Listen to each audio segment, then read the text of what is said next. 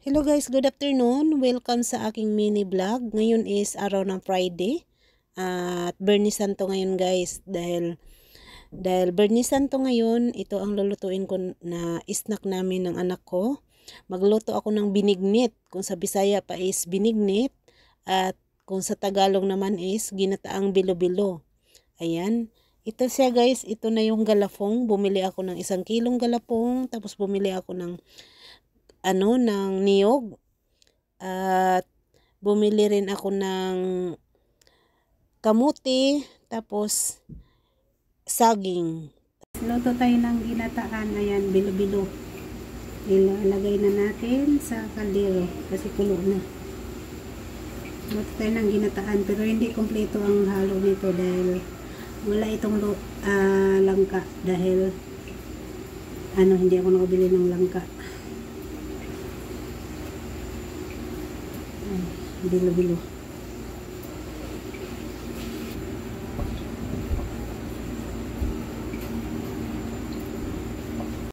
Ayan guys, kulong-kulo na siya at lumutang na yung galapong. Ibig sabihin, pag lumutang ng galapong is paluto na siya. Ayan, hinalo ko lang para hindi siya matutong. At nilagyan kong konting asukal. Bali po guys, konting asukal lang nilagay ko dahil yung saging at saka yung kamuti is matamis na po. Ayaw kasi namin na sobrang tamis dahil parang nakakaumay o nakakasawa. Ayan, nilagyan ko na rin ng gata. Pasensyaan nyo na yung pagbuhos ko ng gata, hindi ko na na-videohan dahil nga ako lang po mag-isang humawak ng kamera at ako lang din ang nagluluto. Kaya ang kabilang kamay ko halo, ang kabilang kamay naman is hawak ng kamera. Ayan, kasi wala tayong kasamang magbibideo guys habang nagluluto. Kaya sariling sikap ko to. Ayan, nilagay ko na rin ang sago. At ang sarap pala ng sago guys, yung bibili ka ng hilaw at ikaw na lang ang magluluto. Masarap siya na malapot. Ayan na, napakadaming sago, kaya ang sarap. Ayan na guys, paluto na siya.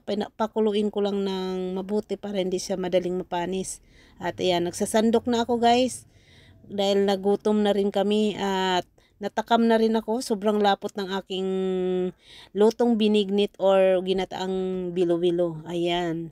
Kahit wala man siyang langka, masarap pa rin. At ang lasa niya is katamtaman lang ang tamis. Ayan, kain tayo guys. Sobrang lapot, no?